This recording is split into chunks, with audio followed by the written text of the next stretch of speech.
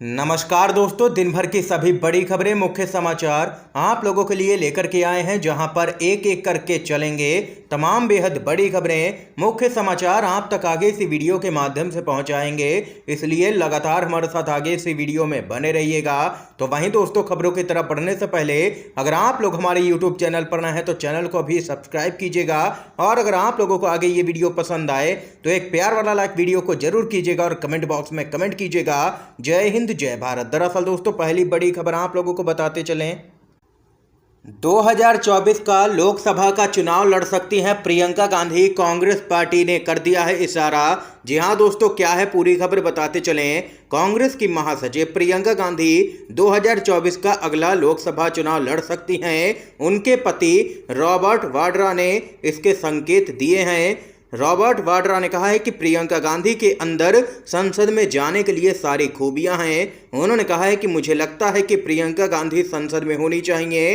निश्चित ही उन्हें लोकसभा में होना चाहिए। उनके पास सारी खूबियां हैं, वो संसद में बहुत बढ़िया तरीके से काम करेंगी। ये यहाँ पर प्रियंका गांधी के पति रॉबर्ट वाड्रा ने बयान दिया है, जिसके बाद कयास लगाए जा रहे हैं कि कांग्रेस पार्टी प्रियंका गांधी को मैदान में उतार सकती है और 2024 का लोकसभा चुनाव लड़ती हुई नजर आएंगी प्रियंका गांधी। इसके साथ ही एक और बड़ी खबर बताते चलें। एक तरफ पीएम मोदी पहुंचे थे मध्य प्रदेश के दौरे पर, वहीं प्रियंका गांधी ने ऐसा ट्वीट कर दिया है कि भाजपा को लग गई है मिर्ची। जी हां दोस्तों, क्या कुछ है खबर आप लोगों को बताते चले। कर्नाटक के अंदर 40% कमीशन का मुद्दा कांग्रेस पार्टी ने जोर शोर से उठाया, और अब मध्य प्रदेश में कांग्रेस पार्टी ने भाजपा सरकार पर 50% कमीशन का आरोप लगाया है। मध्य प्रदेश में विधानसभा चुनाव से पहले सियासत गर्मा गई है। कांग्रेस की महासचिव प्रियंका गांधी के एक ट्वीट से बीजेपी और कांग्रेस के नेता आमने सामने आ गए हैं। प्रियंका गांधी ने ट्वीट में कहा है कि मध्य प्रदेश में 50% कमीशन देने पर ही ठेकेदारों को भुगतान मिलता है। कर्नाटक में भ्रष्ट बीजेपी सरकार 40% कमीशन की वसूली करती थी। मध्य प्रदेश में बीजेपी भ्रष्टाचार का अपना ही रिकॉर्ड तोड़ करके आगे निकल गई है।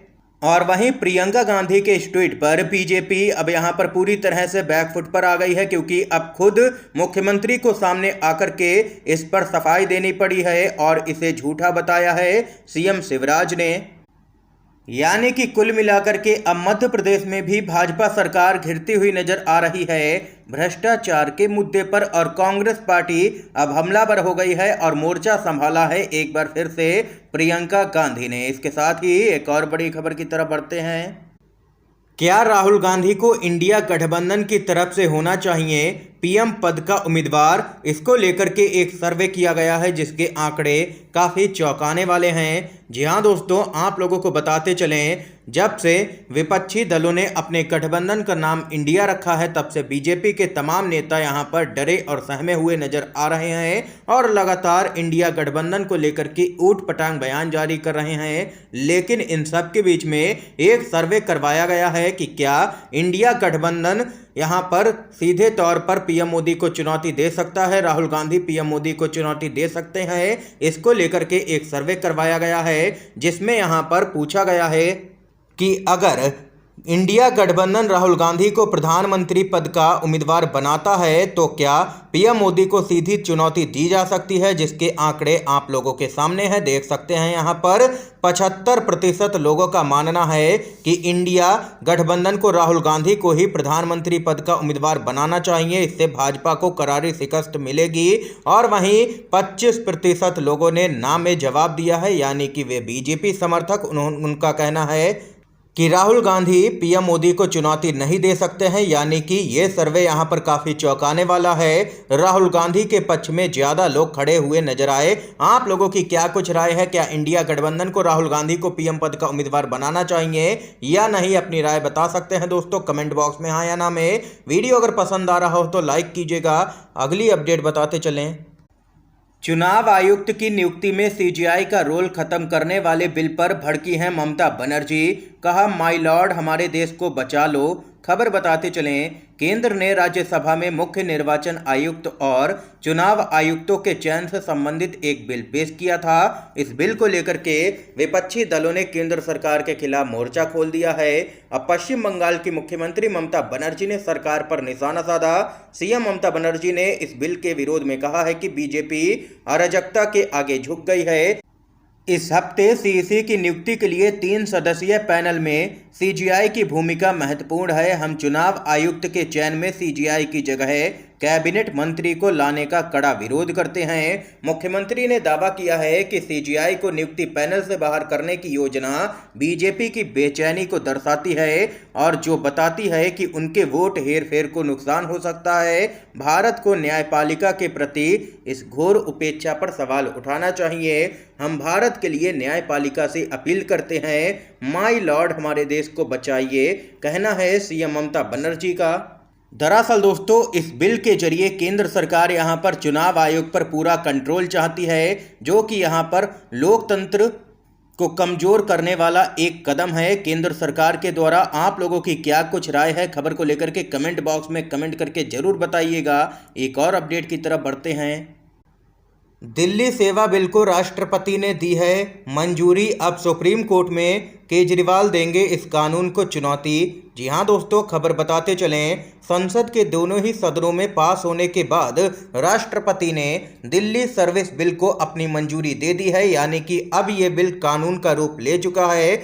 इससे पहले आप लोगों को बताते चलें, सुप्रीम कोर्ट में यहाँ पर दिल्ली सरकार ने अध्यादेश को चुनौती पहले ही दे रखी है और अब संशोधित कानून को चुनौती देगी यहाँ पर आम आदमी पार्टी की सरकार।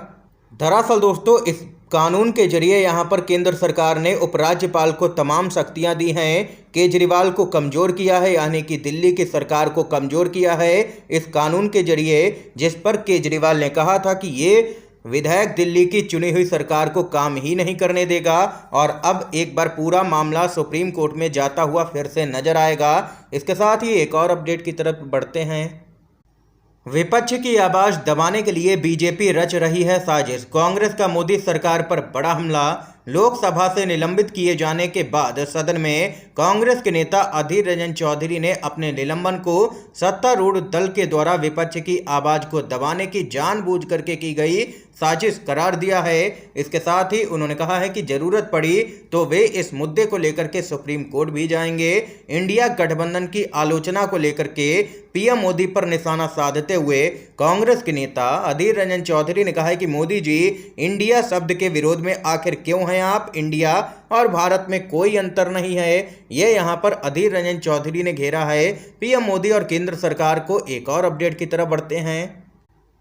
मणिपुर पर बोलने से हमें रोका गया, हमारे हाथ बांध दिए गए। बीजेपी की सहयोगी एनपीएफ के सांसद का गंभीर आरोप, भाजपा को कर दिया है बेनकाब। खबर बताते चलें, भारतीय जनता पार्टी के सहयोगी दल नागा पीपुल्स फ्रंट के एक सांसद ने मणिपुर के मुद्दे को लेकर के एक बड़ा बयान दिया है। एनपीएफ के सांसद लोरोहो फोजे ने कहा है कि हमें मणिपुर के मुद्दे पर संसद में बोलने से रोका गया। उन्होंने कहा है कि हम संसद में मणिपुर पर बोलना चाहते थे, लेकिन उच्च अधिकारियों ने हमें अनुमति नहीं दी। उन्होंने कहा है कि हाँ, हम बीजेपी के सहयोगी हैं, लेकिन हमें अपने लोगों के लिए भी बोलना होगा। उन्होंने आगे कहा है कि मैं भले ही भाजपा का सहयोगी हूं, लेकिन राहुल गांधी ने मणिपुर के मुद्दे पर अच्छा बोला। इसकी वजह यह है कि वह हिंसा के बाद ही मणिपुर गए थे और वहां के लोगों से बातचीत की थी। इससे वहां के लोगों में उनके प्रति पर्सनल टच पैदा हुआ। ये यहाँ पर देख सकते हैं कि बीजेपी के सहयोगी पार्टी के ही सांसद ने भाजपा सरकार को घेरा है जबरदस्त तरीके से और राहुल गांधी की जमकर के तारीफ की है। इस बीच एक और बड़ी खबर बताते चलें, तेजस्वी यादव ने पीएम मोदी पर झूठ बोलने का आरोप लगाया है। कहा, दरभंगा में कोई भी एम्स नहीं खोला गया है। खबर बताते चलें आप लोगों को क्या कुछ है। बिहार के उप मुख्यमंत्री और आरजेडी के नेता तेजस्वी यादव ने प्रधानमंत्री नरेंद्र मोदी पर झूठ बोलने का आरोप लगाया है। तेजस्वी यादव ने पीएम मोदी के द्वारा दरभंगा में एम्स को लेकर के दिए गए बयान का जिक्र किया है और कहा है कि वह सरासर झूठ बोल रहे हैं। तेजस्वी यादव ने आगे कहा है कि पीएम मोदी ने कहा है कि उन्होंने दरभंगा में एम्स खुलवाने का काम किया है, लेकिन यह सरासर झूठ है। कोई भी एम्स नहीं खोला गया। मैं पीएम मोदी से अपील करता हूं कि पहले इसके बारे में जानकारी लें और फिर ही बोलें। यह यहां पर कहना है तेजस्वी यादव का। इस समय की आज की तमाम बेहद बड़ी खबरें, मुख्य समाचार थे जो हमने आप लोगों तक पहुंचाए। अगर आप लोगों को ये वीडियो पसंद आया हो तो अभी इस वीडियो को लाइक कीजिएगा, ज़्यादा से ज़्यादा इन खबरों को शेयर कीजिएगा अपने सभी दोस्तों में। वीडियो देखने के लिए आप सभी का बहुत बहुत धन्यवाद।